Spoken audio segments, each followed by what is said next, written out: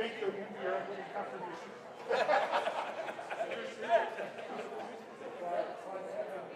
I love that actually. What's fun is that I'll wake up and I'll have an email from somebody saying, thank you, that was great. Yeah.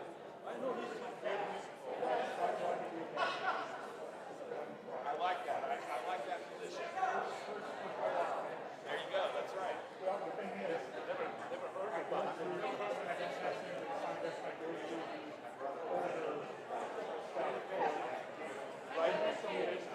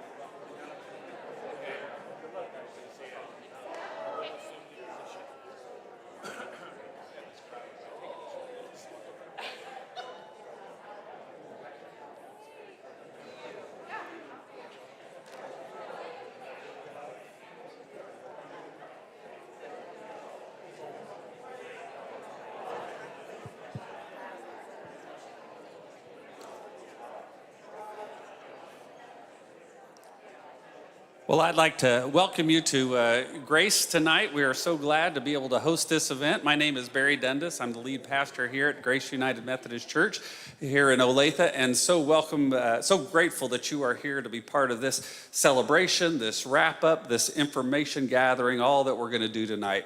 We're excited about the opportunity to share what happened at General Conference. Since we're Methodist, we're going to start by doing two things. I'm going to pray, and then we're going to sing, because that's what we do as Methodists. So will you pray with me?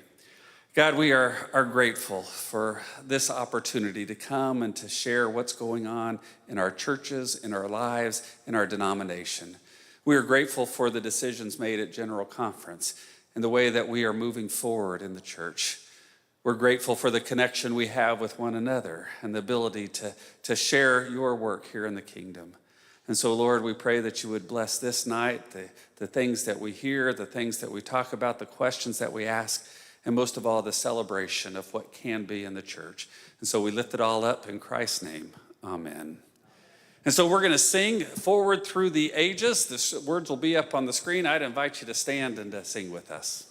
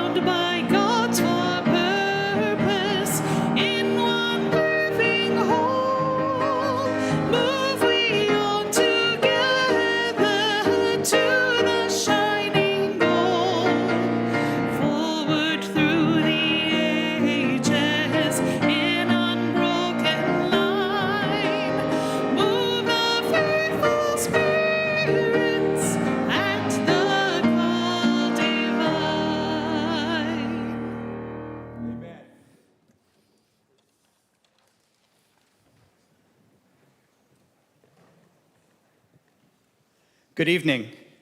I appreciate your being here. My name is Reverend Mark Holland. I'm the co-founder and executive director of Mainstream UMC, and we have put together a program today. I'm very excited about it. We've got a great list of speakers tonight, and I'll do a brief introduction of each person as they come up. But I wanted to start off by thanking Pastor Barry and Grace for hosting this. We have come full circle in many ways, in that when we first founded this, it was Nanette and I sitting at a restaurant and saying, we've got to do something. And we had talked to some people nationally who didn't want to do something, and so we decided we'll do something. And so we came up with the idea of Mainstream UMC, and we had $0 and 0 cents in the bank, and not much sense between us, which was really the key. And we went to annual conference a week later, and the two of us were able to raise $60,000 in seed money to start the organization to pass what was the One Church plan. That was in 2018, and Grace United Methodist Church was the host church. They were this group, I'll say you were the fiscal agent, and we were able to run the entire organization through that. It was an agreement we asked Grace if you'd do that for 1 year. Well, could you do one more? What about 3? It's an even number. 4 years. At some point, Nanette's like, I'm retiring. I think Mainstream maybe ought to move. So we formed our own 501c3 prior to this last go, and we started back up in earnest a year ago to work for 3 things. We wanted to work for regionalization. We wanted to work to remove the harmful language from the Book of Discipline, and we wanted to stop disaffiliations. So Mainstream's been that. Nanette is still the president of the board, and we just had a board meeting today. But we kind of wrap up ourselves. Barry Dundas is also on the board, one of the original board members. David Livingston, one of the original board members. So I appreciate the support. We really started as a Great Plains organization, and then we quickly expanded into the South Central jurisdiction because we picked up some Texans, and then we expanded nationwide, and now we actually have board members, 1 board member in Europe and 1 in Africa. So we've become a global part of our global denomination. But we're going to hear in a little bit, we'll hear Jim Giles speak, we'll hear Jesse Lipp speak, and we'll hear Bishop David Wilson. I appreciate the bishop being here in person.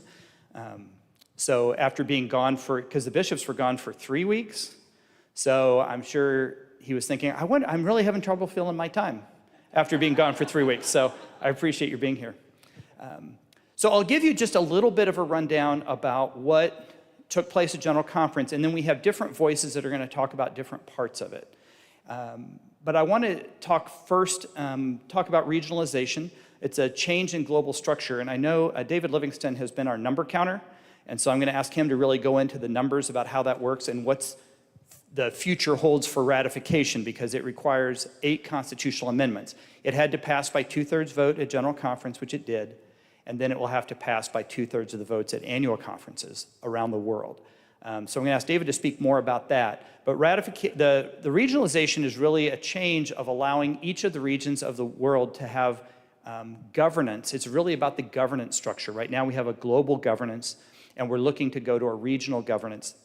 That's really what it's about. And it will hold our global mission together. And we really want to focus on the mission and not governance. And so that's what the regionalization piece is going to do. It was a heavy lift. It was years in the making.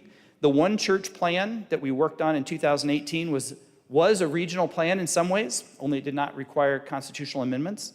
And when it didn't pass, many remember St. Louis, what a terrible time. I just want to take note of where we are today versus where we were after St. Louis in 2019. It's a dramatic change, isn't it? And I'm grateful for that, and I'm grateful for everyone who stuck with the church through that, because the church has done some harm to people through the ages, and for folks to stick with the church even after the actions of the 2019 St. Louis, where not only was the harm kept, but doubled down on. I'm pleased to say that part of the agenda for Mainstream was to remove the harmful language. And not only did we repeal the entire traditional plan that was passed in 2019, every bit of it has been removed, but also the legacy language. The legacy language that said homosexuality is incompatible with Christian teaching has been removed. That was inserted in 1972. Prohibitions on ordination of self-professed practicing homosexuals has been removed. The funding bans that most notably would not allow us to, even in 2016, there was a petition at General Conference for the church to support programs to stop teen suicide among LGBTQ youth. That failed because of the funding ban. And I'll just say, if we're not supporting suicide prevention, what are we doing here? Well, let's just close the doors. So that funding ban has now been removed. Also, the prohibitions on weddings and marriages have all been removed. So the good news is that it's all gone. The bad news is it's been here for 40 years, and the legacy has taken a toll. So on one hand, we're going to celebrate, and on the other hand, we need to be real about the next steps of what needs to be done, because it's not as though we just flipped a switch and everything's rosy. Sort of like when women were ordained 70 years ago, and women clergy will still tell you the nonsense they put up with of pastoring a church. And 70 years is a long time. So we have some work yet to do, but we're able to remove the harmful language. The thing that I love, and I think it was, I'm trying to think who said this. I claimed it as my own, and I forget my source, but said that the traditional plan will never go into print. There was never a discipline printed after 2019. So all that harmful language will never actually be put in print in a book. And I'm grateful for that. Our third priority was to end disaffiliations. Our conference, and of course the bishop can speak more about this, our conference lost 25% of our churches, many of them the smaller rural churches. Unfortunately, the church has the same divide we have politically in this country, with red and blue counties and red and blue states. And we lost a lot of our churches in the red counties. My hope had always been that the church could model how to bridge the gap with our political divide in this country. And in fact, much of what we saw with disaffiliations was simply the culture war that has been playing out in our country, playing out in our church. So we did lose 25% of our churches, mostly rural. We lost some larger churches, but not a lot of them. And really, if you look at where the church is disaffiliated, it was largely predictably along in the South and in the rural areas. We had a goal of not continuing that, not because there won't be churches that continue to choose to leave for a variety of reasons, but because the paragraph 2553 that facilitated those was actually written for the traditional plan. And it was actually intended for the quote-unquote liberals to leave. And after the liberals said, you know, I think we're the centrists and progressives are the majority, I think we're not going anywhere. And so many on the far right decided to use that as a path to leave. But ending that was important. We had allies in Africa and the Philippines who did not want to reopen disaffiliations on their continents. And so with a coalition, those didn't even make it out of committee. And I think the vote in committee to end disaffiliations was like 45-2. And the effort to get it off the consent calendar did not even work. So that was another goal that we had. So the wrap up, to reach all of our goals, our board worked very hard on that. Many of you are support. I see many of our supporters in the room. I want to thank you for supporting this work and this effort. And we had a whole coalition at General Conference. It wasn't just Mainstream. Reconciling Ministries Network has been doing this inclusion work for 40 years. Methodist for Social Action, MFSA, has been doing this work, I think, since 1907 or something. So there are groups that have been working longer than we have, but it was a team effort of everyone pulling in the same direction to try to get across the finish line. And if it hadn't been a team effort, we wouldn't have been able to do it. So this program tonight is a team effort as well. And so I'm going to turn it over to some other voices. The first person I get to introduce is my dear friend Jim Giles. We were on CCYM together just last week.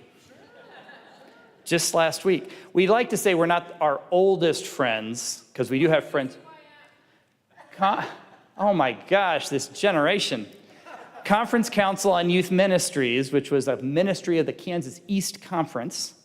And I will turn it over to him. He has an interesting story, and I think to hear the story of how this language has impacted people is a story we need to hear. So Jim, thanks for coming tonight. I literally Googled how not to cry during public speaking. Seriously.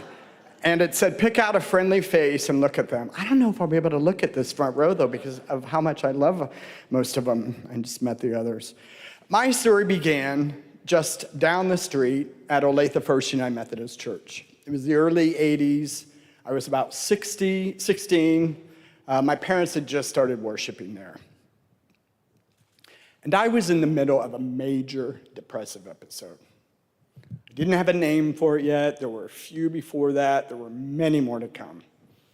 Depression for me is hopelessness, darkness, and a disconnect from everyone.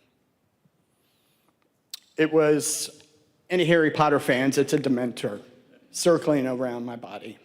It was in that space that I went to confirmation class led by Deanne Heptus, where to this day I remember the Wesley quadrilateral. This front row will be proud. Scripture, tradition, experience, reason.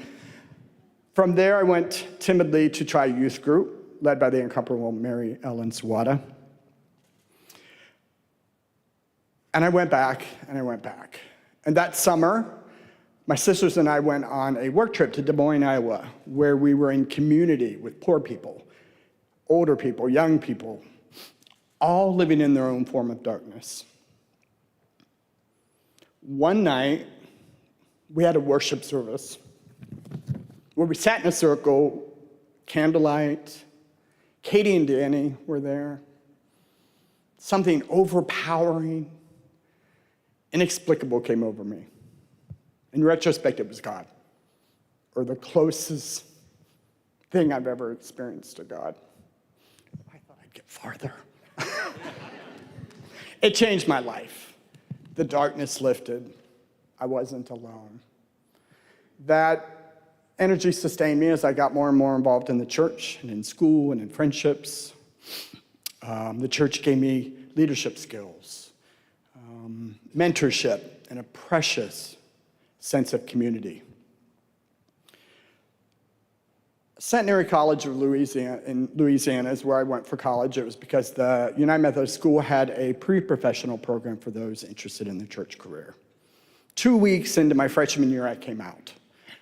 Surprise. No surprise to many. Where I met a group of people who celebrated me. They weren't from the church, though. 2 years later, I left because of the continuing votes of the denomination to discriminate against LGBTQIA folks. Suddenly, when I wanted to serve and when I wanted to give back, there was no place at the table.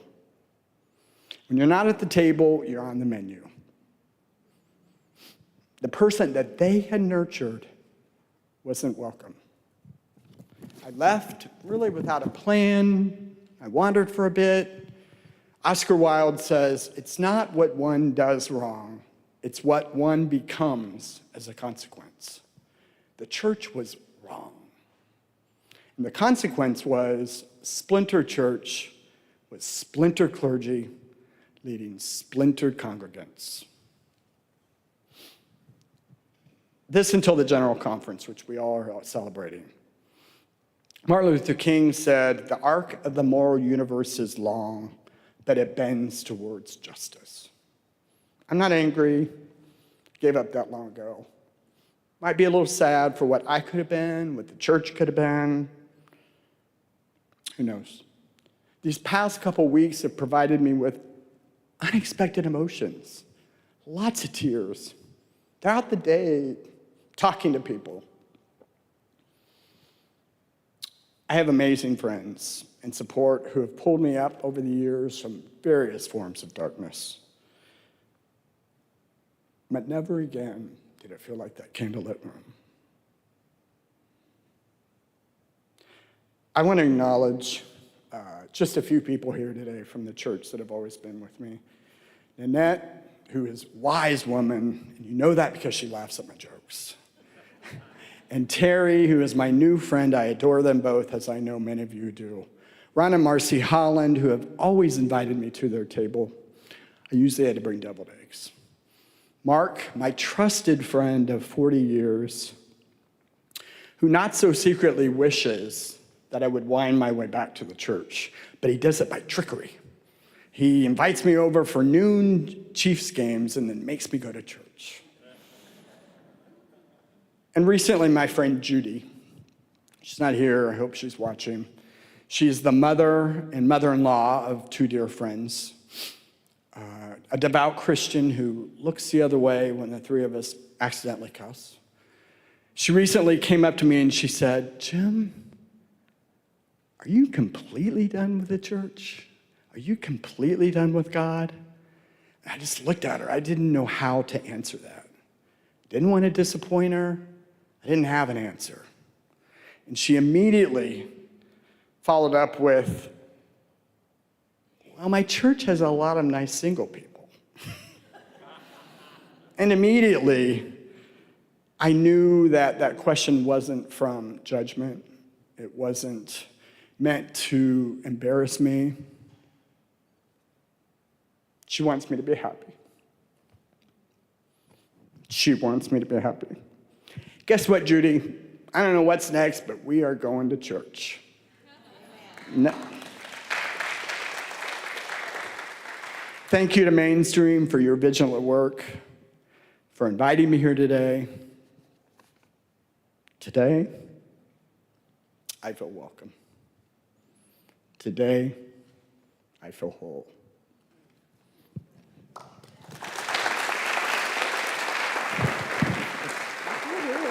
You did it. You made it.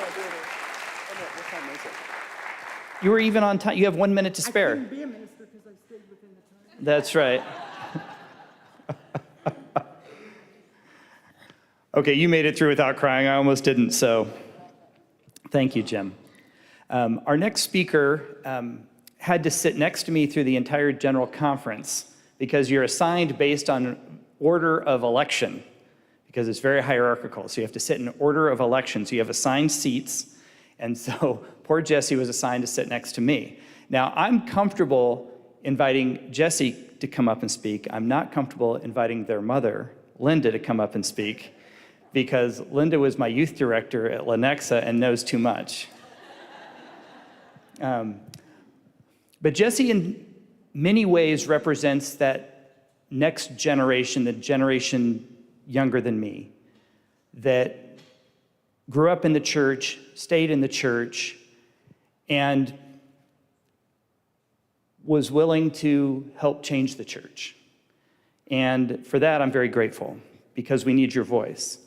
And was elected to the delegation for the first time, first General Conference, is the conference parliamentarian. There was one hilarious moment at General Conference when they went to the microphone and Bishop Wilson was presiding.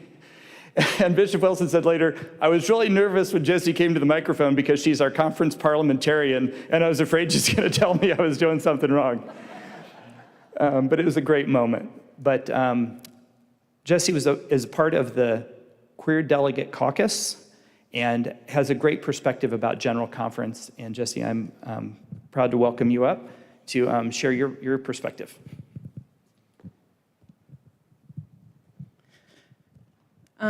So hi, I'm Jessie Lipp. I use they, them pronouns, and I got a lot of play off of them. My mom was Mark's youth director bit at General Conference. It's a very good icebreaker.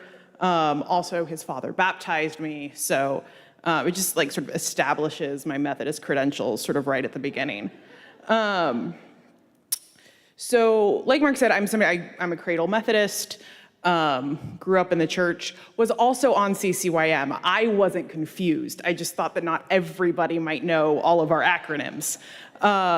So started attending annual conference when I was in high school, and was lucky enough to grow up at a time and a place in the church where I never had any question about my place in the church as a queer person. Or I never had any question about my place in God's world as a queer person. I never had any theological questions that I needed to wrestle with in terms of my queerness. All of the issues were polity issues in terms of how the church was structured, never theological ones for me. And because I am a lay person, was not going for ordination, and also because of my particular flavor of queerness, I never had to deal with the, nobody told me I couldn't be ordained. Nobody told me that I couldn't get married. And so I come from a place of privilege there, and I just want to acknowledge that in many ways, even though, yes, I am queer, it has also been easier for me to stay in the church and dig in and do the work than it is for others whose queerness and existence is more directly attacked by the policies that our church used to have. So I just want to name that because, especially hearing you speak, I can't imagine being in that place. And so I just want to want to acknowledge that. So, like Mark said, I am a member of the Queer Delegate Caucus. This General Conference was the first one where we had a Queer Delegate Caucus. In 2019, after the General Conference, the special session, and everything that happened there was a deliberate effort to organize for the elections for the next General Conference. And as a result of that, a lot of queer people got elected. And we realized that there were enough of us that we could, team up. So by the time we got to by the time General Conference ended, our caucus had 33 seated delegates and over 75 folks, including jurisdictional and reserves. And going into General Conference, we knew we had 27. So we gained 6 people just in General Conference because our visibility allowed folks to find us and have that connection. But along with that sort of connection and community that the Queer Delegate Caucus had, we also were involved in the strategy that was happening. And that is something that is very unique and I think hopeful about this time in the church. I served on the steering committee for the Queer Delegate Caucus. There were 10 of us, 2 from each jurisdiction. There's 5 jurisdictions in the United States. We had meetings with the bishops where we talked about sort of our hopes going into General Conference, how we could help the bishops, how the bishops could help us, because historically General Conference has been quite harmful to queer folks. There were several times where the sort of centrist progressive coalition was dealing with, what's our position gonna be on this thing? How are we gonna handle discussion? And there were multiple times where the answer was basically, the coalition's holding off on making a decision until we hear back from the Queer Delegate Caucus, recognizing that we are the folks who have been harmed by the speeches that happen on the floor of General Conference, by the policies of the church, and making sure to center our voices and our leadership. And that is something that, we could have gone into General Conference with a centrist progressive coalition that was committed to removal of the harmful language, but was not committed to centering queer voices. That easily could have happened. That is often what centrist progressive spaces look like. And that is not what happened going into General Conference. And I think that is something that I can't stress enough how important that is to make sure that queer voices are included in those conversations and are being centered. And so I'm really thankful that that was something that was intentionally thought about when we were doing the organizing. And I think the other thing is that empowerment of the Queer Delegate Caucus led to further empowerment. We had several folks in the Queer Delegate Caucus, myself included, who became officers of the legislative committees that meet during the first week and worked to shepherd that legislation through committee, compared to previous years where my understanding is that you went into legislative committee week and if you wanted to be an officer, you didn't wear a rainbow on anything. You might notice what my hair looks like. You don't wear your rainbows, you don't hint at the fact that, not only you don't hint at the fact you might be queer, you don't hint at the fact that you might be okay with queer people, right? Because you will not get elected. Whereas this year, we had queer folks who were not hiding the fact that they were queer elected into leadership. And so the conference was able to benefit from the unique gifts and graces of each of those people. And so that is what it looks like when you center queer voices, when you empower queer people, when you really take seriously the work of bringing everyone in and not sidelining people, but actually making sure that they are equal partners in the work that we're doing. But I do also want to name the fact that as much as we have done amazing work and we have 100% of the harmful language in the Book of Discipline is removed, and that is great and wonderful, that we are not there yet. The language of the Book of Discipline is neutral. It is not affirming. There's a few places that are like quasi-affirming, but we have, in the United Methodist Church, we have a general commission on religion and race. We have a general commission on the status and role of women. We have general agencies that are committed to making sure that we are doing the work to end racism, to end sexism. We do not have an agency like that that is committed to empowering the voices of queer people, that is committed to ending homophobia, right? We do not have language in our book of discipline that specifically that calls for inclusion of queer folks the way that we have that language about other identities. And so there's still a long way for us to go. We know that there are bishops who are not affirming, who, even though this language has been removed, are continuing to do harm, that are forcing clergy to abide by just resolutions that were established before General Conference, churches who have already said, we will not accept a gay pastor, you cannot send us one, and that is the reality of the church that we live in. There is still more work to do. There is work to be done on the ground of the centrists and progressives. This isn't just an issue of like, oh, we got to get people along to where we are now. At General Conference, 100% of my time was spent with centrists and progressives, and I was misgendered more than people got my pronouns correct. That's just a fact. That is not an experience that is unique to General Conference. We have churches that are reconciling churches, that are affirming and welcoming, and are completely unprepared to accept a queer person as their pastor. So that is work that, if we are serious about what we did at General Conference, and we are serious that this is the future of the church, that is work that we have to commit to. That is, if we are wanting to make this church a welcoming place, if we are wanting to truly recognize the gifts and graces of all people, and recognize that our queer clergy are called, this is a phrase I used in my speech at Jurisdictional Conference in 22, and it's become sort of my mantra, queer people are not called in spite of their queerness, we are called because of our queerness, because everyone is called as their whole person. We all bring unique things to the table, and for queer folks, our queerness is one of those gifts. And our church still has quite a way to go before we really recognize and embrace that. So I really want to challenge everyone here to look at your churches, look at your community, and really consider about what you can do to try to bring that affirming, inclusive world closer to fruition. It doesn't mean that everyone needs to get on board 100% of the time.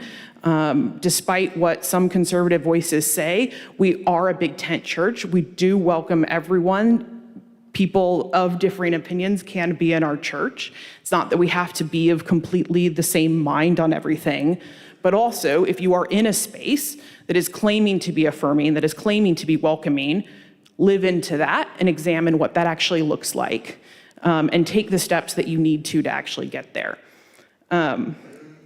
After having sort of given that very sort of semi-aggressive challenge to you all, I do want to close on a story that happened at General Conference. So in the exhibit hall, there is a big foam core BUMC sign that everybody took photos there. I think every delegation did a photo there.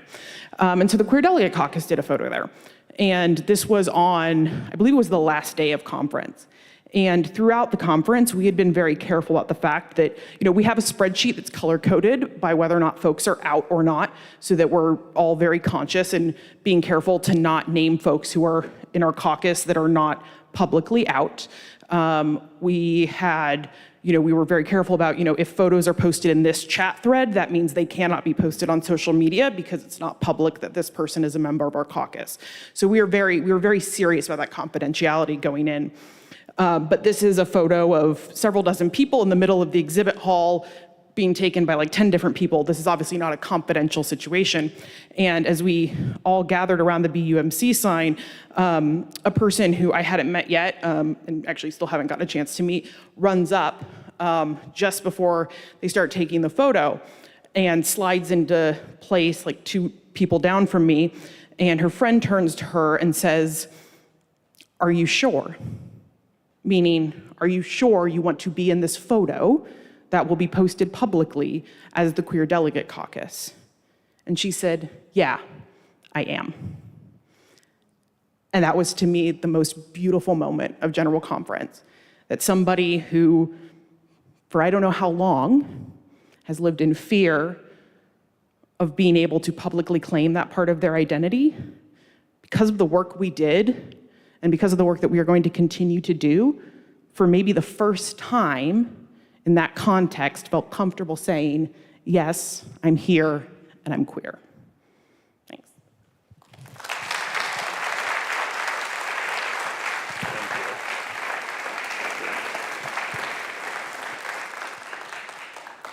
So our next speaker is David Livingston. David is the Vice President of Mainstream UMC and has become a pretty key figure in the coalition nationally, did a lot of the vote counting, delegate counting, both in the US and internationally. I actually accidentally insulted Jesse at one point because I said David was the nerdiest member of our delegation. And Jesse's like, that is incorrect. That's me. So, but David has brought a lot of experience, and is also the pastor, is the senior pastor at Old Mission United Methodist Church, and a longtime friend. So, David, if you'd come up and share about regionalization and what it's going to take to finish this. Thank you very much. And I want to do both of those. I want to talk a little bit about what regionalization is first, because there's still a lot of misunderstandings about that. So just very briefly, regionalization, what it is the idea that, not unlike what we do in our government in the United States with a federal government and state governments, there are some things that are appropriately done at one level of governance. There's other things that are appropriately done at another level of governance. And so regionalization is the attempt to say, what are some of those things that are best done by the entire church, and what are some of the things that are best done by regions within the church? And so what it does not do is make every decision a regional decision. Some people who continue to try to meddle with what we're doing as a denomination will say regionalization means that everything is decided at the regional level, and that means, you could even question our doctrinal standards. You could even question whether Jesus is Lord and Savior. Well, no, you can't. I mean, that's one of those pieces that is of a fundamental nature to what it means to be United Methodist. It's in our doctrinal standards, and it cannot be changed. So a summary way of saying this would be that in our book of discipline, roughly 25% of it would be still appropriately before the general conference, the global church, and about the other 75% would be primarily adapted or decided about at the regional level. So that's already being done, by the way. This is important too.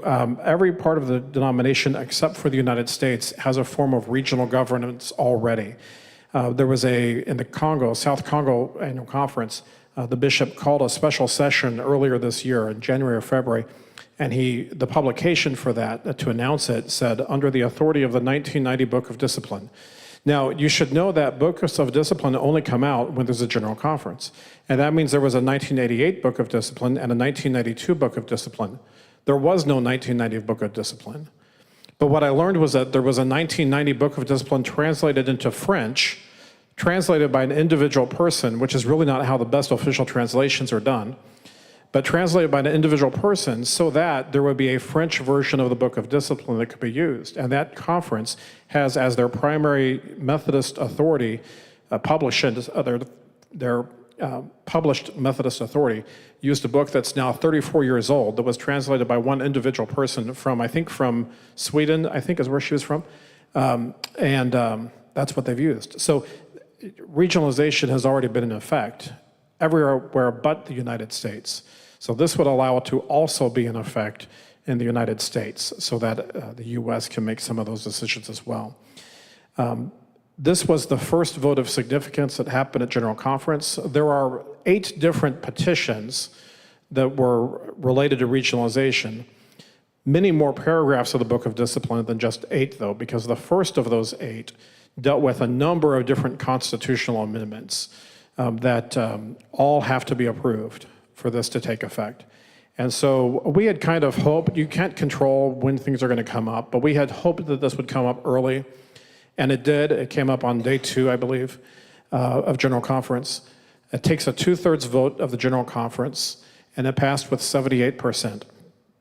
The night before that, as we were looking, the coalition leadership group, as we were looking at the days ahead and looking at the vote counts specifically, and we were getting last bits of information in from some of the people from outside the United States.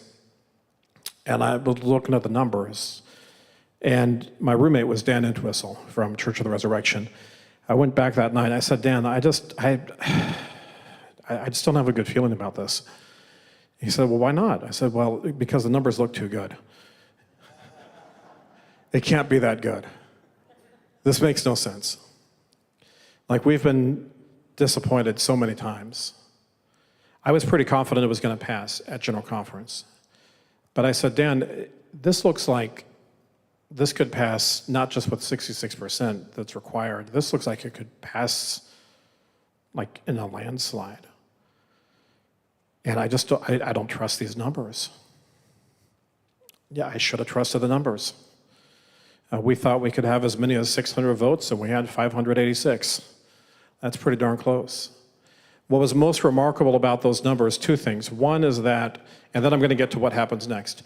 One piece that's remarkable about the numbers is that there was rightfully a lot of concern about who was not at General Conference for a number of reasons, some of them out of anybody's control, and some of them very much in control of people who did not perform to the best of their ability. We were missing a large number of delegates from Africa, from other places as well, but mostly from Africa. And many of you know that Africa tends to vote more conservatively. And so the thought from many people was, well, this is going to skew the results of regionalization. So it's more likely to pass because of the absence of Africa. So it's important for everybody to understand that this vote was so overwhelming that had everybody who was not at General Conference been present and voted against regionalization, it still would have had 68% of the vote. That's massive. Anybody who tells you General Conference was not legitimate because of the number of people who weren't there, it's not true. The votes were not close. They just weren't close. They would have passed anyway. We also know, by the way, it would not have been the case that had everybody been there, those who were not present would have voted against our position. We know of people who were in the US as well as people in each of the other continents that are represented that were not able to be there for that vote and would have voted for regionalization. So that would have made it an even more impressive vote. Roughly speaking, 85% of the US voted in favor of regionalization, 80% of the Philippines, 65% of Europe. That percent will go up now because the Eurasian Conference, or conferences, have left the denomination now. And in Africa, we don't have an exact number, but probably about 55% of Africa voted in favor of regionalization. So it was very, very favorable. All right, now the next thing that's important to know is that the way that regionalization works, because it involves constitutional amendments, it's more complicated. The language that we wanted to remove, it's been removed. It's done. It's over with. The social principles have been approved. That's done. That's over with. Disaffiliation, it's not exactly done and over with because there's still ways that an individual church can leave, but as far as an organized denomination-wide stands for disaffiliation, it's done. It's over with. Regionalization is not yet done and over with. A constitutional amendment, and there are several, have to be approved by 2/3 of the aggregate number of persons voting at the annual conferences around the world when those take place over the next year to year and a half or so, before those are all said and done. And so what that means is that having had the 2/3 vote at General Conference, now what will happen is that when every annual conference meets, I think many of them, including I think the Great Plains, it's going to be the next annual conference. We won't be doing this in 2024, we'll do it in June of 2025. But this year or next year, when the annual conferences all around the world meet, we will vote, and they will add up all of those individual votes from all of those individual people, and collectively it has to be 2/3.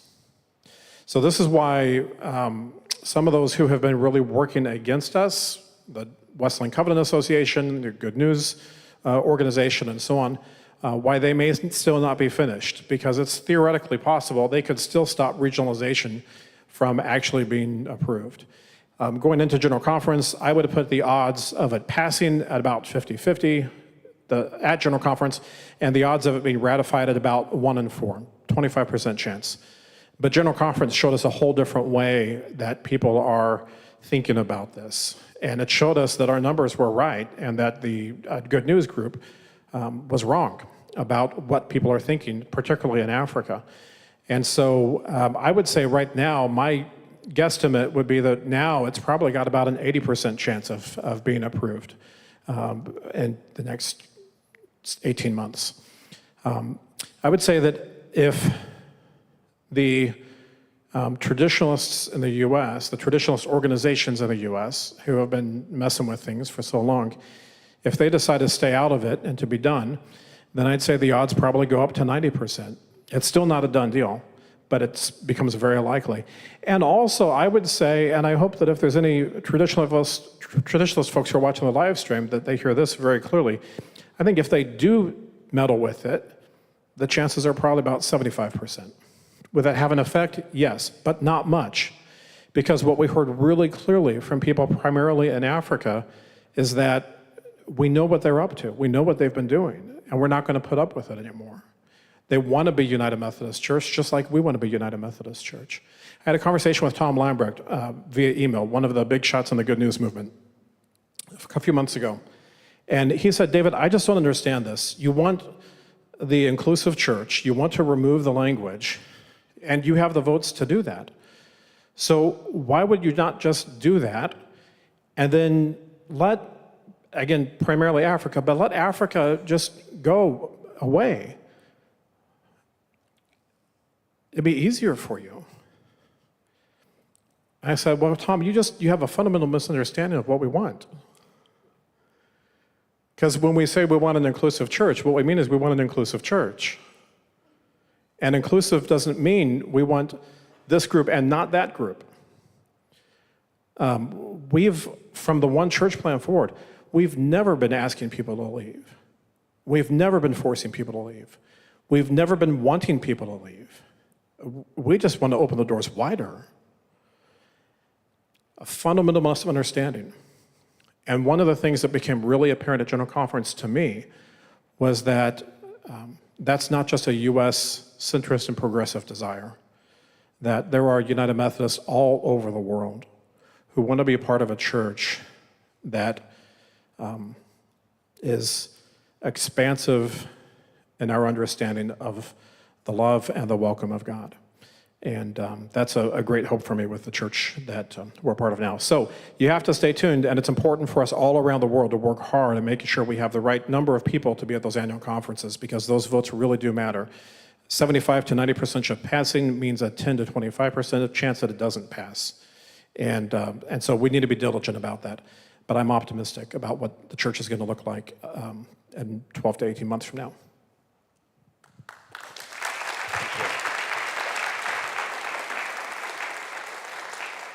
All right, I put David and Barry back to back because we're going from the global perspective on regionalization, and I want Barry to speak about, Barry's the pastor of this church and has been a local church pastor for several years. And I've asked Barry to, and Barry has been, as I said, a founding member of Mainstream as well, and has been on the board, to talk about what it means to be a local church pastor during this historic time, and what does it mean for you, and what does it mean for your church?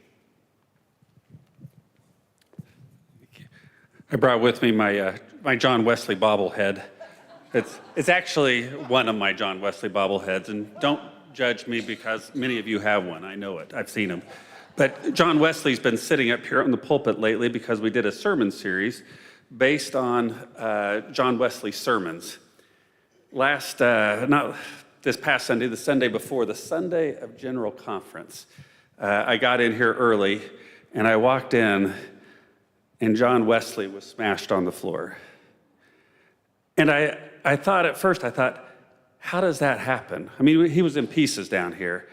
And I thought, was it vandalism? Did somebody come in, they got upset, they smashed John Wesley? Or was it just an accident, somebody bumped the pulpit, it knocked off, and they were too afraid to pick it up? Or was it the ghost of John Wesley that kind of runs around this place? I didn't know, but it's become kind of a metaphor for me. You know, I scooped him up and I took him to my office. On Monday, I began gluing him back together and putting the pieces back together. And I decided it's a metaphor for the church. I mean, we felt broken for a long time. We felt it in our churches. We've all experienced it in different ways, and you've heard some of those ways tonight. I can't speak for other people's pain, but I can say what it was like to be a pastor through this and what it's like now. You know, I heard my calling when I was in high school at a United Methodist Church camp where I experienced the overwhelming love of God in such a way that I said, if that's what the church is, that's where I want to spend my life. It's changed the direction of my life. And yet, it was there that I also had a friend that I met who told me that he was gay. I think it may have been the first person I actually knew who was gay. And all of a sudden, I was in this conflict, this dilemma. I knew what my church said about this. I think I probably even agreed with what my church said about this. And yet, I also knew my friend. And I knew he had gifts for ministry. I knew he had the same experience as I did. He was very much like what Jim experienced. And I thought, do I want to be a part of a church where he's not welcome? I just couldn't imagine that, and yet I knew what my church said. And I wondered, is that really where I want to be? And yet, for many of us who have been in the local church for a long time, we've tried to preach this message. Everybody is welcome. Everybody comes. We've done it in all of our different appointments, and yet somebody comes and says, yeah, but what does your denomination say? And we find that conflict again, and we have to, and for many of us, we said, I know what it says. Be patient. We're working on it. We're trying to change. And I believe that, and yet every 4 years at General Conference, we'd come back and we'd feel that again. Nothing had changed. Nothing had happened. And we still continue to try to be the church, to be that place where everybody is welcome. And yet we knew that nothing was changing. And then in 2019, there was this hope. There was this hope that the one church plan, and it wasn't the best plan in the world, but it was the plan in the right direction. And many of us in the church really put our hopes in that now we were going to make at least progress. We were going to make a difference. We could start to become the church we wanted to be. And I think that's why it was so devastating for most of us. When it did not happen, many of us as clergy started to question, is the United Methodist Church where we need to stay? Can I continue to be part of this church where my friends and the people I love are told, you're not like everybody else. You're not really the same. And I think that what's happened to a lot of us in the local church has been in 2 weeks this year, everything feels like it has changed. I remember standing up here in front of the congregation halfway through General Conference and trying to explain what was happening there. And I'm just in tears in front of the congregation, and they're thinking, what is going on with him? And just to say, we're not there yet, but things are happening. This may be the most significant General Conference we've seen since 1968. And yet, I still see this metaphor with the John Wesley bobblehead. I mean, in those 2 weeks, the United Methodist Church was shattered. It was shattered like John Wesley up here in this area. And now we're at the point where as churches, we're trying to glue things back together. We don't know exactly how they're going to look yet. And in fact, John Wesley is not the same that he was before. He's if you look at him closely, you can see the scars. You can see where I glued him. If you look, he's actually kind of leaning backwards a little bit. He may fall off that pulpit again before the night is over. And that's kind of how I see it. And we're not the same. and we can see what's happened to us. But for the first time in a long time, I have hope. I have hope that we can actually live out our calling to say, all are welcome. Everybody has a place here. And that we are seeing this excitement, that even in our brokenness, we're finding ourselves beginning to heal.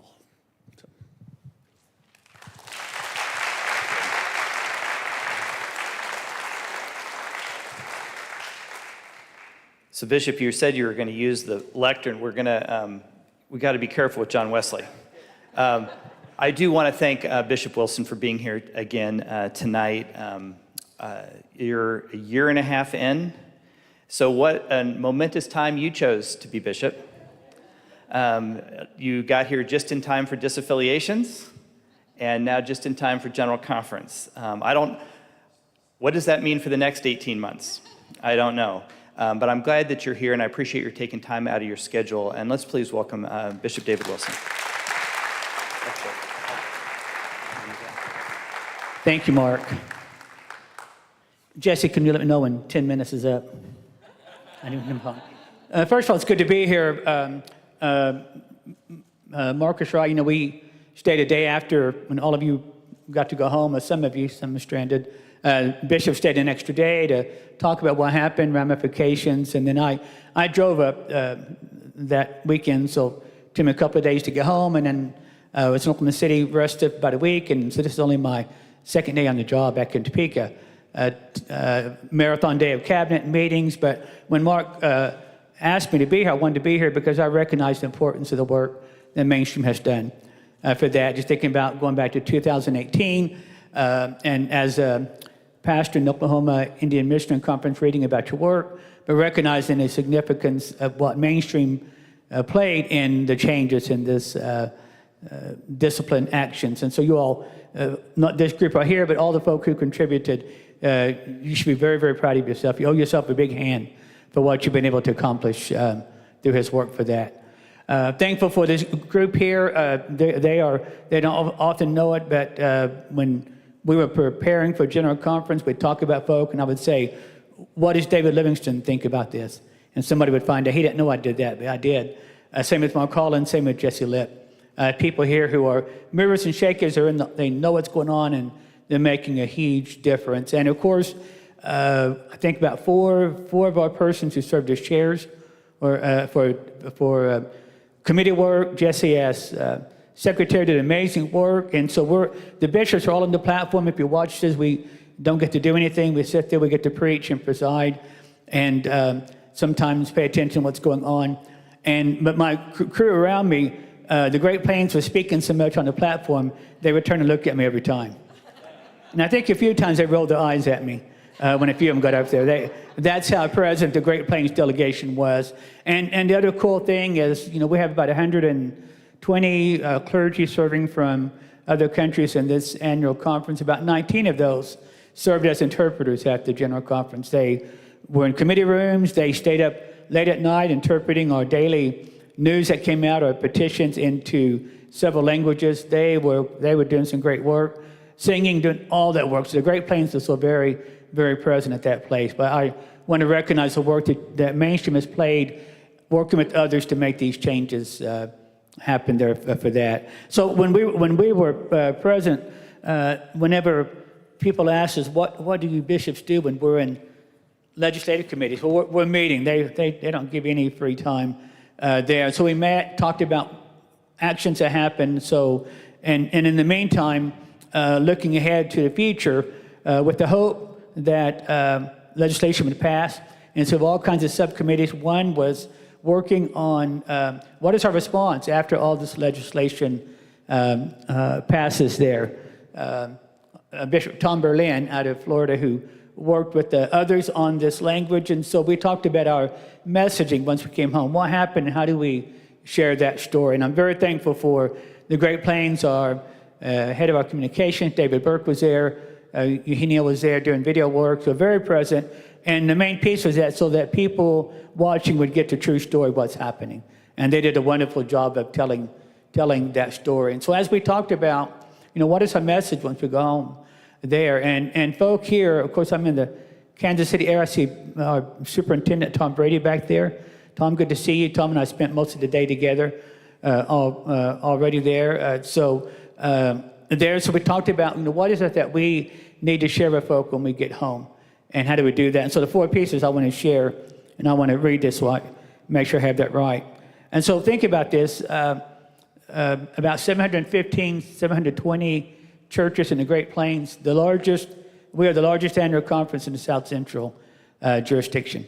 Bishop Blake, I talked with him when I got back, and he said the Great Plains is the strongest annual conference, and he would say throughout the whole denomination, by what he's been able to observe. So we talked about what that means for us. Jesse, I think, mentioned this, to live in a big tent across that. Folk aren't always as progressive as folk here in the Kansas City district are for that. So I think about western Kansas, western Nebraska, and in my 14, 15 minutes, I've been all over Kansas and Nebraska.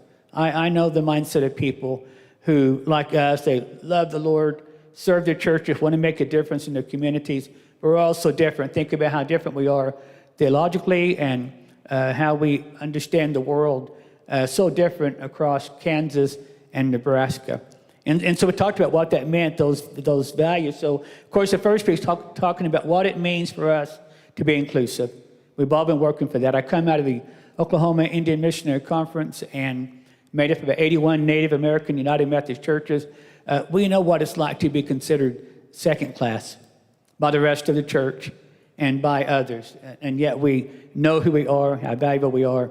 So we understand what it means for us to always still have to fight to be noticed and to be included. So that's our first piece that we talked about, these values of what it means to be inclusive. For 52 years, this denomination has left people out. So now we're in a different place than telling that story. The piece that we loved, what it means to model fairness. What it means to model fairness. Changes that we made allow for persons of such gifts and graces to serve in the church and to make a difference to the candidacy process without being based on one part of what makes them who they are.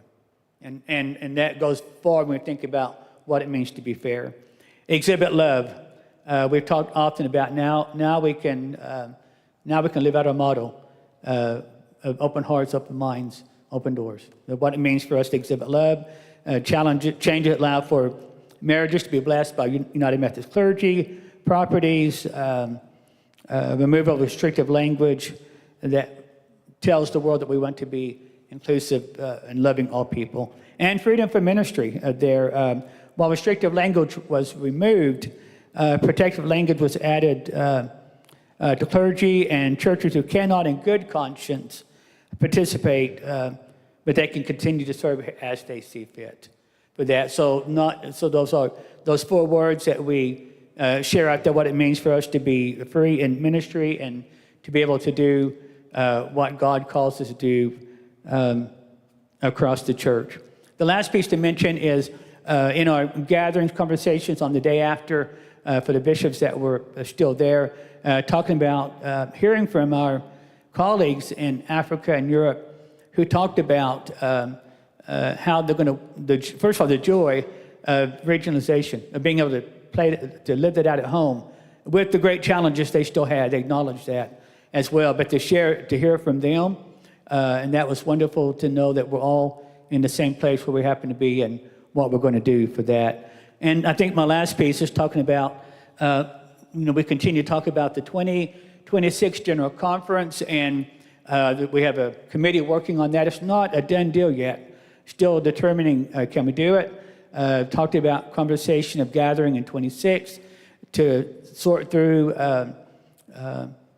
the ratifications, and with the hope it's going to be done, and then having conversation about the future of the church, and that's fixed against the understanding that this general conference did a lot in terms of finances, cutting budgets, and the rest, and also saying if we have this general conference, what does that say if we spend millions of dollars again in 26 when the church clearly talked about that particular piece. The last piece, which has made many bishops very anxious across the church, is one of the actions that was passed was reducing the number of bishops in this country to 32. Our College of Bishops had met earlier this year and began talking about what that would look like, and we have one bishop retiring this year, and we said if we could wait till 28, we'll have a couple more retiring, we can get down to the number. The original proposal was every jurisdiction would have 5 bishops there. So think about that. Think about how big the Kansas and Nebraska areas are. And so now it came down to 6. So we'll have 7 after Bishop Nunn retires, and 7 left, 3 eligible for retirement who don't want to retire, and then us 3 new bishops, myself, Bishop Williamson, who comes out of the Great Plains, and Bishop Merrill, who only have 2 years under our belt to serve. And so that's the big conversation we have. Amy Lippo, who chairs our Episcopal Committee for the jurisdiction, and a host of others from every annual conference across the church are meeting with us soon to talk about what are your game plans for the future, what do you want to do, also, why do you think you need to stay in the Great Plains or in Arkansas or Louisiana or other places? So that's our next big challenge, to figure out how we do that, and probably eventually getting down to 5 bishops for every jurisdiction and how that plays out.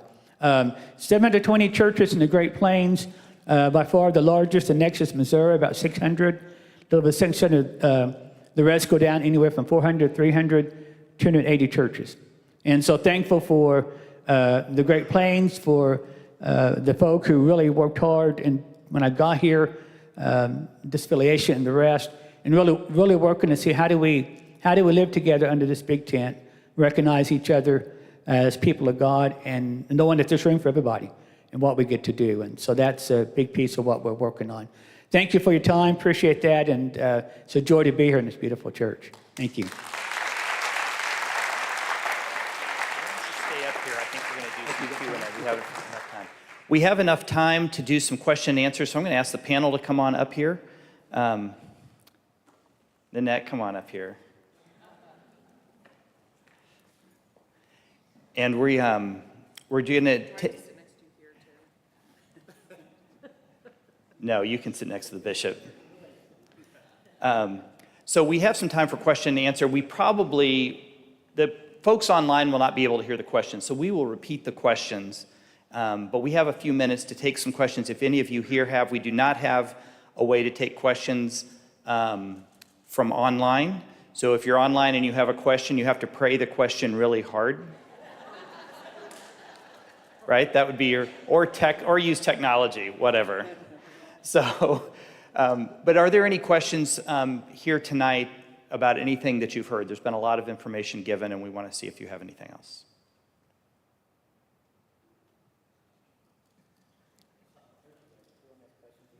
No, that's right.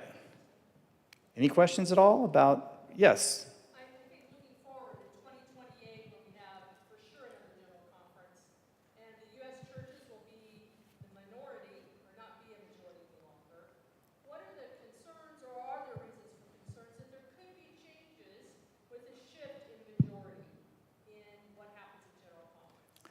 So that's a good question. So in 2020, the question was, in 2028, the U.S. church will be a minority church in the General Conference. And without regionalization, are there concerns about that? I will note, and David, you can correct my numbers, the U.S. is about 55% of the votes, but it's disproportionate because we did not, with disaffiliations and we lost 25% of our numbers, the General Conference did not take 25% of our votes. So we backfilled those with centrist and progressive delegates for the ones who left.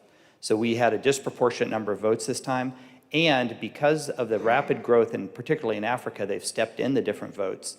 And so it has been, Africa is underrepresented right now. So it is very likely that in 2028, it could be the U.S. is 45% of the votes instead of 55%. David, I'd ask you about what thoughts you have in terms of the concerns. Yeah, it is a very good question. I think that Mark started to allude to this. So if the U.S. is 45% of the votes, it might even be 40% of the votes. What will happen is that there will be no one region of the church that has a majority. And that's significant. That means that we actually are going to have to really work together for anything to happen, which might even engender holy conferencing, which is what General Conference is supposed to be about. What I will say is that what I experienced something very unique at the General Conference this year compared to past General Conferences. I'm confident this is true for everybody else who's here. There was a spirit of, it didn't feel like Washington politics. Past General Conferences felt like Washington politics. You knew the backroom deals were happening. You just weren't in the back room to see them happen. You knew decisions were made. But this felt like we really were working together. And the vote margin reflected that as well. There was one vote margin that was within a handful of votes. The rest of them were widespread. And I don't see any reason why that would change, honestly, in 2028. Because what we experienced was that the regionalization vote is significant, that the majority of people from each region want to be in the same church together and work together. And I'm convinced we'll not make a decision in 2028 that will isolate any one of those groups. Does anyone else like to respond to that? Okay. Another great thing in 2028, I'm confident Good News will have run out of gas to try to sabotage the United Methodist Church in 4 more years. So that's just another level of confidence that that group is running out of steam. Now that they have their own denomination, they should focus on their own denomination and let us focus on our denomination. So, yes, Bill. Is there a reason why regionalization will not come up this year's annual conference in June? Bishop? Yeah, I think it's just a preparation of, first of all, the physical preparation to get that ready, and then the desire to help educate folk on what's before us and what will happen with that. For those online, the question was, why is regionalization not going to be voted on this year, but it will be next year? Thank you. I would just add to that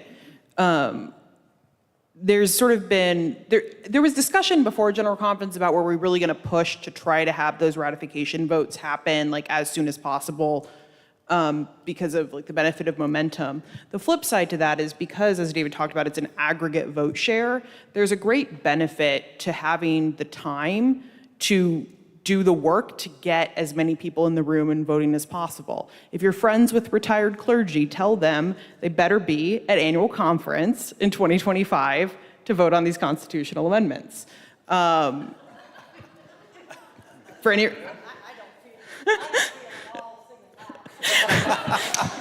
I mean, I was more speaking to the like 20 of them that attend my congregation, but like there is significant organizing and strategy that we can do given this lead up to really make sure that since it's an aggregate vote share, as many votes are counted as possible to best reflect the will of the entire worldwide church. Another reality is there may be some annual conferences, just like Eurasia just left.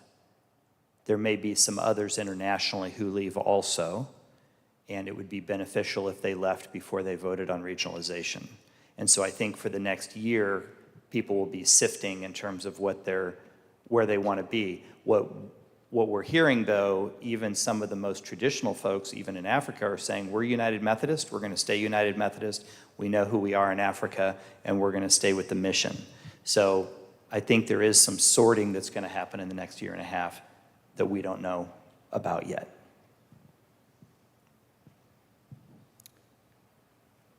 Any other questions? This is the quietest group. I mean, it's okay. Just my question for Mark is, tell us about the work of Mainstream between now and 26. So what you're up to next? I should have given him $10 not to ask that question. We just had a board meeting today, kind of our wrap-up session for Mainstream. And Nanette was on that call, and David was on that call. Barry was almost on that call, but he was getting ready for tonight. That's right. So he had worked. He was gluing John Wesley together, for God's sakes. He was saving the entire church and couldn't be bothered with a call. One of the things we're going to look at over the next 30, 60, 90 days is what is the need, what is the role? I mean, one of the roles we've had has been calling out those who are seeking to harm our denomination. And that's real. And that group has stayed active. And they're doing it now. I mean, the word is out that the United Methodist Church is completely gone and lost, et cetera, which is not true. So that's been one of our roles. But if there's a need, I think we'll meet the need. If there's not a need, we won't. And so I think my experience is money follows vision. No one has ever come up to me and offered me a pot of gold and asked me to find something to do with it. I am open to it. So if you'd like to talk to me afterwards, let me know. But I do think we're going to evaluate the need. We're going to, in conversation with all the different groups that have been a part of this, of what the need is, talking to the bishops, the Queer Delegate Caucus, the coalition that we've had, people on the ground, what is the need for the next thing? And I think Mainstream would want to meet the needs as they come forward. But it's complex what's next, and I think we've got to get our head around it. Is that fair? Yes, there's a question in the back. Will Mainstream have a role in educating general conference or annual conferences about regionalization? Will Mainstream have a role in educating annual conferences about the need for regionalization? That's one of the needs that was identified, having talking points for folks, and having talking points for a big tent church and Bishop, I know this is your job, making statements about a big tent church without offending everybody. Yeah.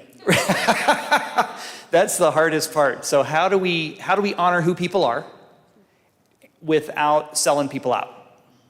That's our goal. Now, if someone figures out how to do that, we're going to put it into bullet point form and mail it out. But I do think that there are some talking points that people need in annual conferences and in local churches. One of the things we are getting is invitations to come to different churches that are having this conversation, some for the first time, remarkably. I just want to say, where have you been? If you're just now having the conversation. But if there are churches that want to have the conversation in a new way based on what's happened at General Conference, that's something we could also be available for. Both for the annual conferences and the local churches. Yes? Actually, I have two questions. First one is, at the church level, like here, for example, what would it take to have same-sex weddings? What would it take at the local church? Well, we have two local church pastors here. First, you need a couple. First, yeah. That's this is literally when St. Paul's, after 2019, came out with our statement saying that we were not going to deny use of our sanctuary for same-sex weddings. My pastor at the time, David, pointed out to our church council that, just because you say that doesn't mean that a queer couple will suddenly manifest wanting to get married here. So just be aware of that. Well, and one of the things I've heard going out, I've talked to a lot of smaller churches, and people say, well, we can't have a gay pastor here or a gay wedding. Well, good news and bad news. Good news is no gay pastor wants to come to your church. Bad news is there just aren't enough gay pastors to go around. Not everybody gets one. So you're just going to have to be patient. But, there is some absurdity. I mean, one of the things that's being told is every church is going to have a gay pastor now. Well, that'd be remarkable and unlikely. But every local church is going to have the conversation. I don't know, Barry, if your congregation's talked about it. Right. In fact, it's part of our agenda for Ad Board this next meeting to make a statement if we're ready to do that. So really, I think it's that the church has to say, yes, we want to do that, and the pastor says, I'm willing to do that, and that it can happen. And then you need a couple. And then we need a couple, yeah. Now for my second question. Okay. Comes from my son.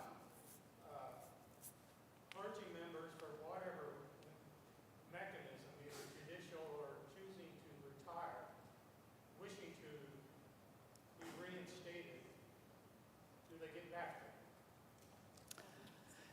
Especially the ones that have been, kicked out.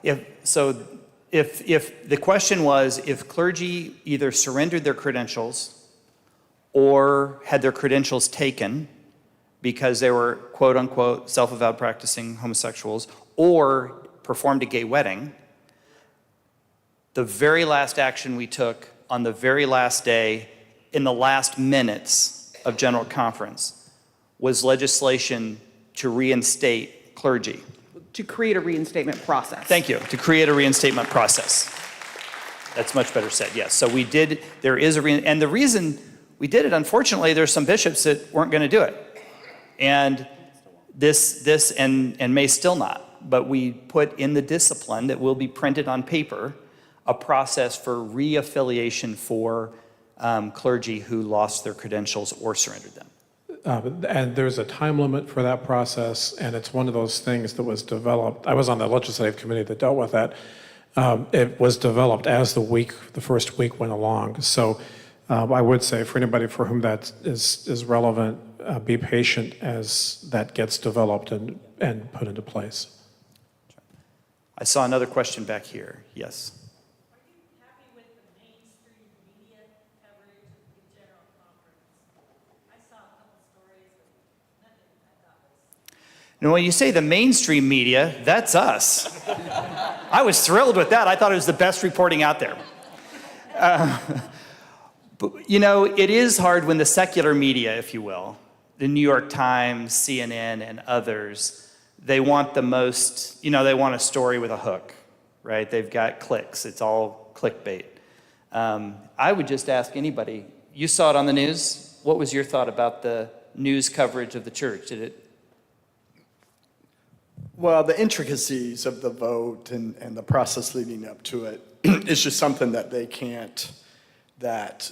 certainly could not be covered. However, I think that there was a good job of just highlighting that boom, that vote, that action. Friends that I know talked about it and have commented on it. And certainly it could have been better.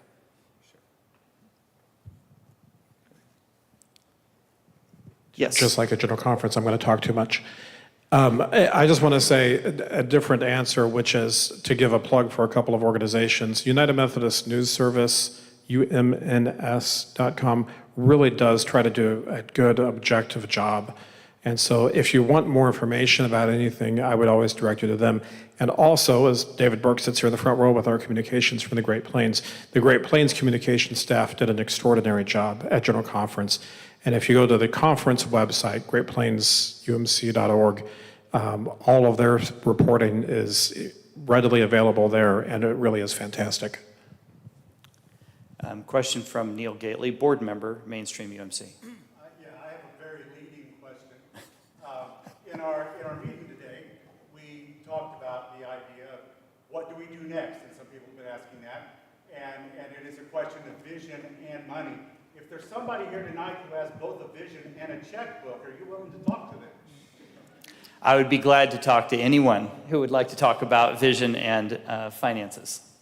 So thank you. Thank you, Neil. All right, we are at time. I want to thank our panel again. Can we give the whole panel a round of applause and say our appreciation? I want to ask each panel member to say just 1 minute of a word of hope. We're then going to sing a song, and then Nanette Roberts is going to close us out. So if everyone would just say a minute of what's your hope? I think my hope is that this transforms us so that we can start focusing on building the kingdom of God. And, Pentecost is coming up this Sunday. You might have noticed there was some red in the sanctuary. And that spirit that we felt at General Conference, that we felt at our last annual conference, that we start to feel in our churches, will start to take over and will become that movement again.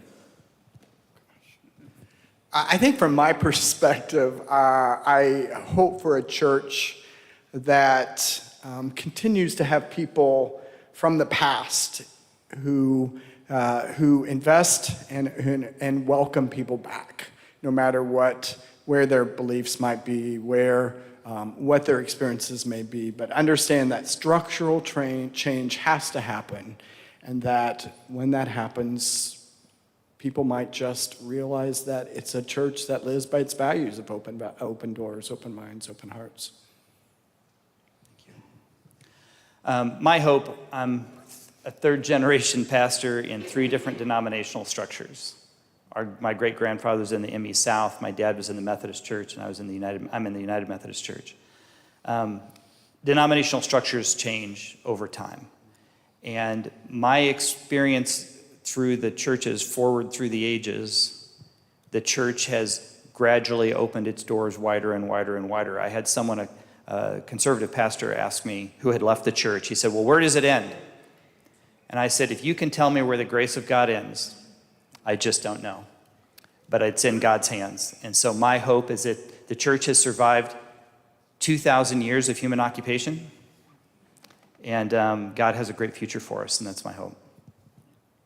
Thank you. And my hope would be, and as we look ahead to our future, that we recognize God's humanity in one another, that we learn how to really get to know people, that we develop relationships and understand we're all in this together. And how do we serve God, serve the world, our communities in this big tent that's before us? I think my hope is that we have freed ourselves to be a church where all people and their gifts and graces are recognized and affirmed. Part of me wants to say I want us to get to a point where every church does have a gay pastor. I want to have that many. But I do want to say that I do want us to get to the point where for every queer person who wants to become a pastor, they become a pastor. I want us to get to the point where every queer person in our church does not find themselves limited or forced to hide themselves, and that they can live into the calling that God has placed on them without restriction. Okay, so first, as part of my minute, a free promo for myself. I have a book coming out in July, and one of the chapters in the book deals with change, and this is the real thing. So change, we don't experience change emotionally. The first thing that happens with change that we experience emotionally is fear and grief, because we know what we're going to be losing, but we haven't yet experienced what we're going to be gaining. And so my hope is that we are through the majority of the fear and the grief, and we can start to begin to see today what we're going to be experiencing that's going to be the positive. And Jesse, what you named, and others too, that's part of what that's going to be. The title of the book, out in July, is Getting Too Good.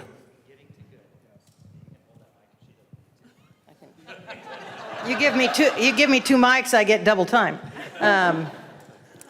My hope is Jesse and Jim and all of you who came out on a random Tuesday night to be invested in what the United Methodist Church has been, is, and hopefully will be, and the spirit of openness, that indeed we will remain a big tent church that believes in Jesus Christ and believes that in God's grace, wider doors are God's vision.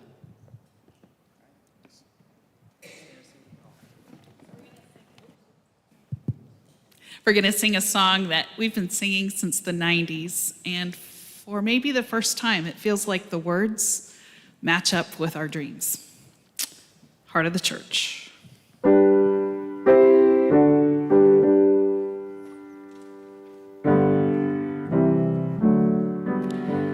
We gather to become disciples in one, who gave us the cause for ministry, whether far or near. We're connected here to work as God's family. We bear the flame in Christ's holy name. The light of the Lord burns strong. We carry the cross to sheep who are lost and hope they can join in song. The heart of the church beats on.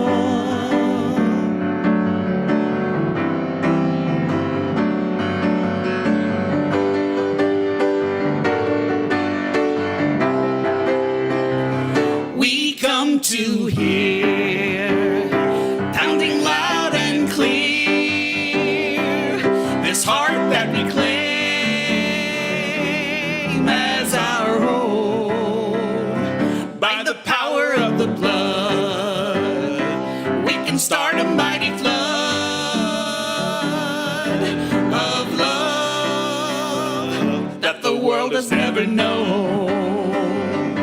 We bear the flame in Christ's holy name. The light of the Lord burns strong. We carry the cross to sheep who are lost and hope they can join in song.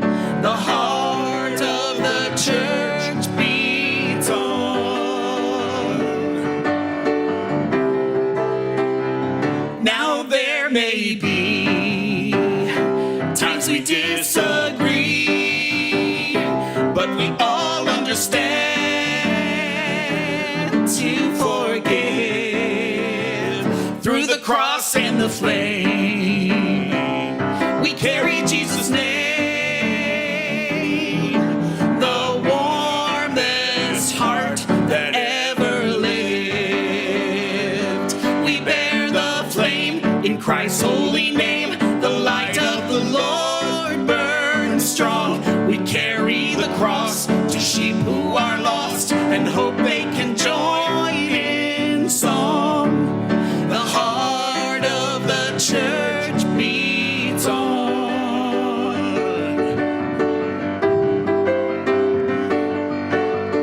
Forward through the ages in unbroken line, move the faithful spirits at the call divine. Gifts of differing measure, hearts of one accord, manifold the service, one the sure reward.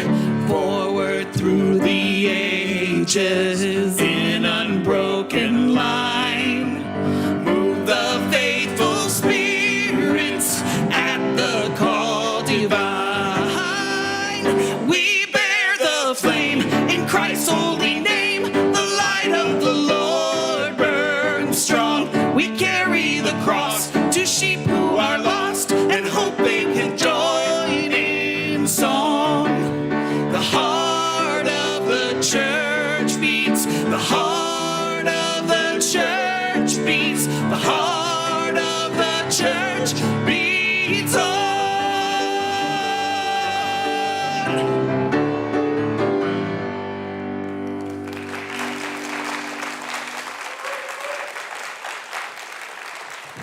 Let the church say amen.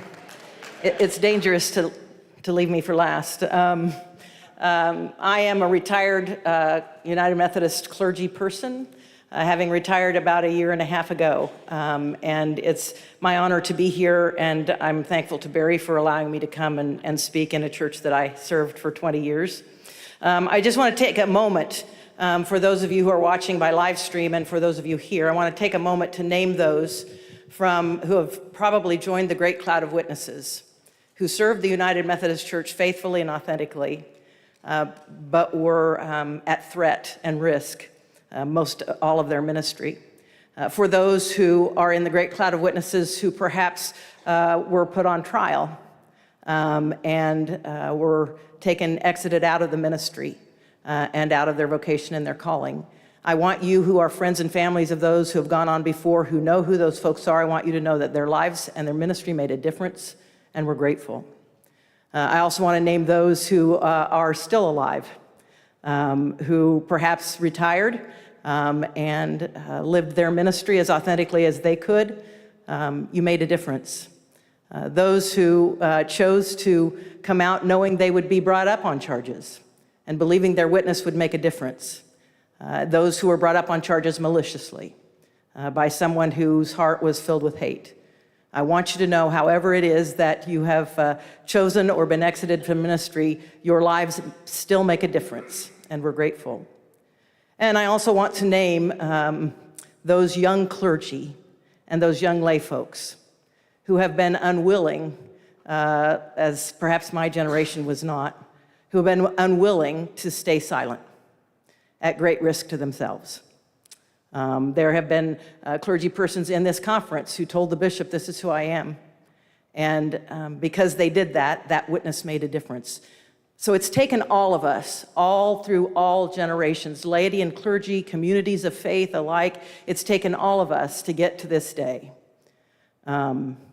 It's a hard thing for those still who are LGBTQ clergy and laity now who still feel unsafe. And so I want to talk to you a bit, whether you're here or you're online. You're now faced with a choice that is a good choice and a hard choice yet. The church has said that the formal ability to bring you to trial is no longer there, but you know the reality that in your community you may not be safe. But please know your ministry makes a difference, and we're thankful and grateful for you. I would tell you, and I want to say this very gently, I do thank those who have been allies from the very beginning when it was not trendy. Reverend Frank Dorsey is one that I knew. Reverend Dr. Ken Lujan is another one I knew. And they made a difference. I'm also grateful for allies who have come to a change of heart in the last couple of quadrennia. I'm grateful for however that change occurred. But I want to tell you all, it's very safe to clap and lift up those heteronormative clergy and lay folks who have had a change of heart recently. It's very safe to lift up their names and say how grateful we are that these folks have come to see what we believe is an important value in the United Methodist Church, which is to be open and inclusive.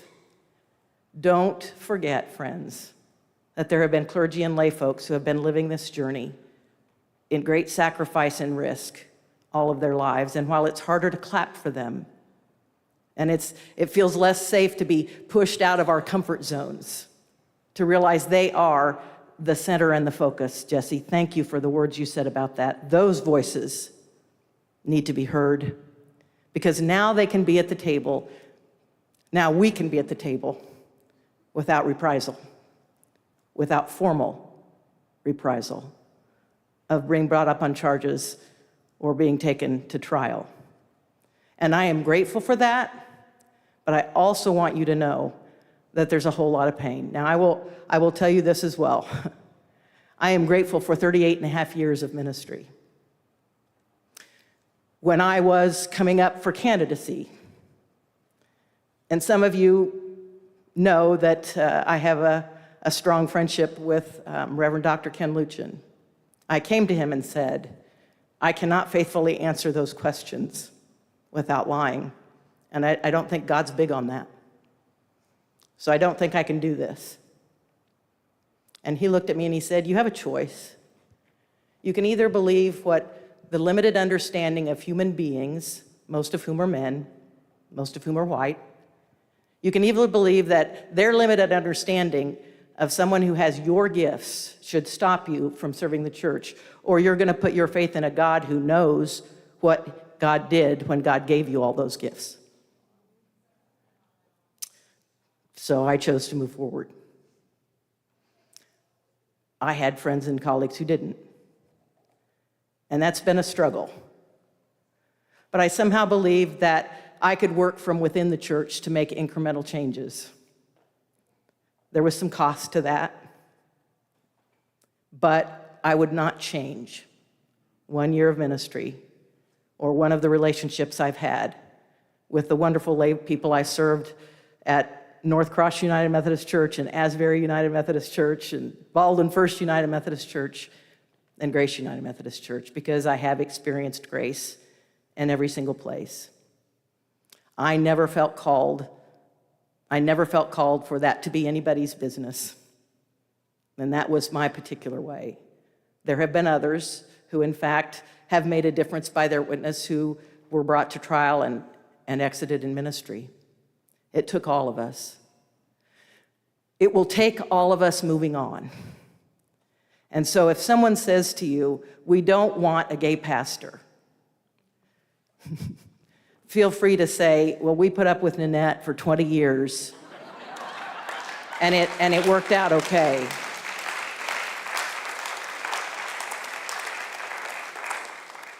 And I know you didn't know, but I also know you did know.